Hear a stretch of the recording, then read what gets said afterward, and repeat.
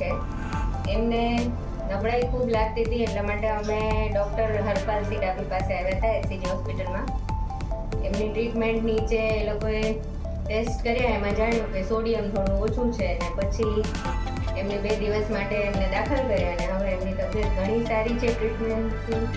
અહીંની વ્યવસ્થા ખૂબ સારી છે, સ્ટાફ બહુ સારો છે, સાહેબની ટ્રીટમેન્ટથી ઘણો ફેર પડી ગયો છે. 1 દિવસમાં જેટલી અમે અપેક્ષા નહોતી એટલો સરસ એમનો સુધારો દેખાઈ રહ્યો છે.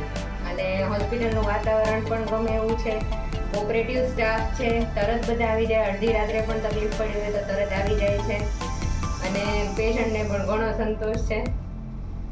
Thank you. હોસ્પિટલની અંદર સ્ટાફ બધો સેવાભાવી છે,